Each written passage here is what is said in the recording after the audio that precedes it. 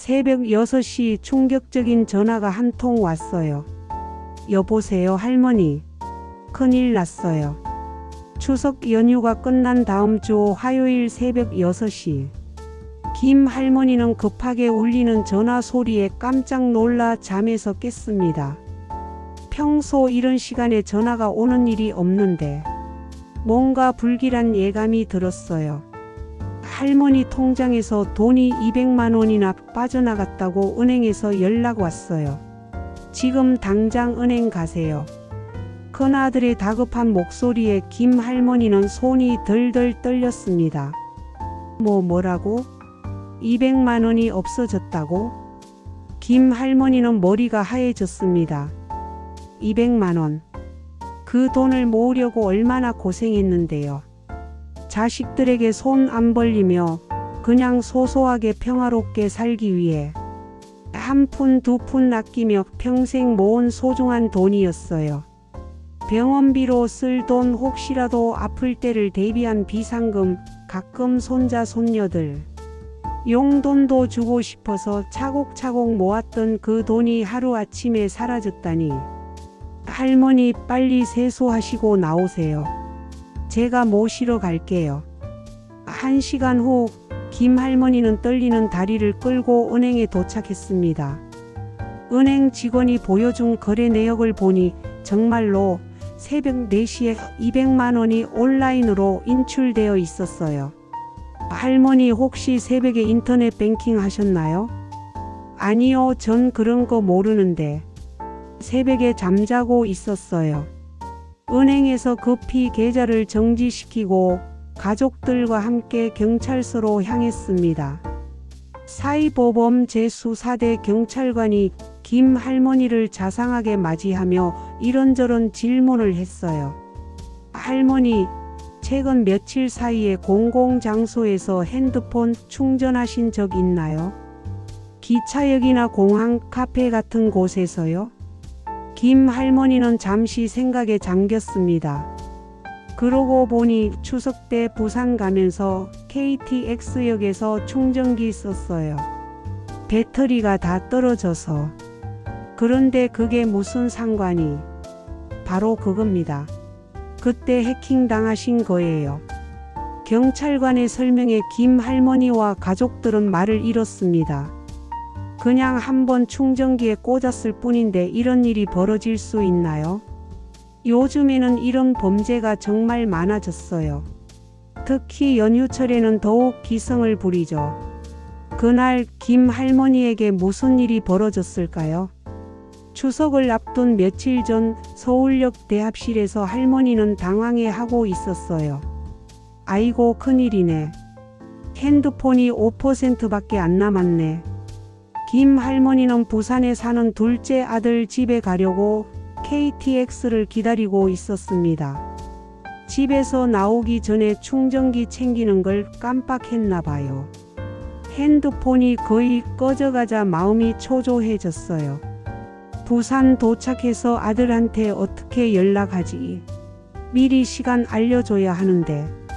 평소에도 기계치인 김 할머니에게 핸드폰은 자식들과 연락하는 소중한 통로였거든요. 손자 손녀들이 보내주는 사진도 보고 가끔 영상통화도 하고. 그런 핸드폰이 꺼지면 얼마나 불안하겠어요. 그때 눈에 띈 것이 대합실 구석에 있는 무료 충전 서비스 간판이었습니다. 깔끔하게 만들어진 간판 아래로 여러 개의 USB 포트가 달린 충전기가 설치되어 있었어요. 어머, 이런 좋은 게 있었네. 요즘 세상 참 편해졌네. 김 할머니는 기쁜 마음으로 핸드폰을 USB 포트에 꽂았습니다. 화면에 번개 모양이 나타나며 충전이 시작되자 안도의 숨을 쉬었어요. 이제 괜찮겠네. 부산까지 가면서 아들한테 연락도 하고. 하지만 김 할머니가 안도의 숨을 쉬는 동안 할머니의 핸드폰에서는 엄청난 일이 벌어지고 있었어요. 김 할머니가 전혀 모르는 사이 신분증 사진은 고해상도로 복사되고 은행 앱의 로그인 정보까지 해킹되고 저장된 비밀번호, 집 주소와 가족 연락처, 병원 기록과 보험 정보, 카카오톡 대화 내용, 인터넷 뱅킹 앱의 계좌번호와 잔액, 정보 등 핸드폰에 있던 개인 정보들이 모조리 해킹되고 있었어요. 단 0.133초 만에 말이지요. 이런 일이 일어나는지도 모르고 할머니는 안도의 한숨을 쉬었어요. 충전 잘 되네 다행이야. 김 할머니는 30분 정도 충전을 하면서 편안하게 기차를 기다렸어요. 주변 사람들도 똑같이 충전기를 사용하고 있어서 더욱 안심했죠. 충전이 어느 정도 되자 핸드폰을 뽑고 기차에 올랐습니다. 부산에서의 3일간 김 할머니는 아들 가족들과 정말 즐거운 시간을 보냈습니다. 둘째 며느리가 해준 맛있는 음식도 먹고 손자 손녀들과 해운대에도 가고 자갈치 시장에서 신선한 회도 사 먹고 오랜만에 가족 여행이라 모두들 즐거워했어요. 할머니 사진 찍어드릴게요.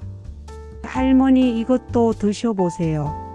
할머니 내일은 어디 가고 싶어요? 손자 손녀들의 관심에 김 할머니는 얼마나 기뻤는지 몰라요. 핸드폰으로 사진도 많이 찍고 가족 단체 사진도 찍고 핸드폰도 평소처럼 잘 작동했고 이상한 점을 전혀 느끼지 못했어요. 문자도 잘 오고 전화도 잘 되고 사진도 잘 찍히고 하지만 보이지 않는 곳에서는 무서운 일이 진행되고 있었어요. 해커들은 김 할머니가 여행 중인 걸 알고 여행에서 돌아올 때까지 참을성 있게 기다렸다가 범행을 저질렀거든요. 경찰관이 자세히 설명해준 범죄 수법은 정말 소름 끼쳤어요. 전문가들 말로는 이런 걸 주스 제킹이라고 한다네요. 여기서 주스는 우리가 마시는 과일 주스가 아니라 영어로 전기를 뜻하는 말이래요. 그러니까 충전기로 전기 주는 척하면서 사실은 제 폰 속 정보를 빼가는 거죠. 더 무서운 건 요즘은 초이스 제킹이라는 신종 방법도 있다는 겁니다. 여권 정보, 항공권 예약 내역이 인터넷 암시장에서 수천 달러에 팔리고 어떤 사람은 은행 계좌가 털려서 예금이 싹 사라지고 또 어떤 분은 자기 이름도 모르는 사이에 대출이 나오고 신용카드가 발급됐다네요. 듣기만 해도 정말 아찔하지 않나요? 그 당시에는 아무 이상한 것도 눈치 못 채게 여행 중이 아닌 집에 돌아왔을 때까지 기다렸다가 범행을 실행한다고 해요. 이게 또 충전기만의 문제가 아니라네요. 여행지 카페, 호텔에서 무료 와이파이 쓴다고 안심하다가 그 와이파이를 통해 정보가 줄줄 새어나간다는 겁니다. 경찰관이 계속 설명했어요. 원래는 핸드폰을 충전기에 꽂으면 데이터 전송을 허락하시겠습니까? 하고 물어봐야 해요. 사용자가 아니오를 누르면 충전만 되고 데이터는 전송되지 않아야 하죠. 그런데 이놈의 가짜 충전기는 할머니 허락도 없이 그냥 막 빼가는 거예요. 마치 할머니가 뇌를 누른 것처럼 속이는 거죠. 이게 얼마나 무서운 일인지 생각해보니 정말 아찔했어요. 저희 아버지도 비슷한 일을 당하셨어요. 옆에서 듣고 있던 다른 피해자 가족이 말했어요. 인천공항에서 해외여행 가시면서 충전하셨는데 돌아와서 보니 통장에서 800만 원이 사라졌어요. 더 무서운 건 아버지 명의로 대출까지 받아뒀더라고요. 다른 분은 또 최 할머니는 부산역에서 충전하셨는데 나중에 보니까 할머니 카카오톡으로 손자들한테 할머니가 급하게 돈이 필요하다고 메시지가 갔더라고요. 다행히 손자가 이상하다고 생각해서 전화로 확인해서 피해는 없었다고 하더라고요. 온라인 쇼핑 은행 앱 비밀번호 입력은 무료 와이파이로 절대 하지 말라는 거예요. 조금 불편해도 내 데이터 쓰는 게 낫다는 말이 괜히 있는 게 아니더라고요. 그럼 어떻게 해야 하냐고요? 전문가들이 알려준 방법 몇 가지가 있어요. 첫째, 제일 확실한 건 내 장비 챙기기. 집에서 쓰던 충전기 꼭 가방에 넣어두고 보조 배터리 하나쯤은 준비해두면 마음이 든든하죠.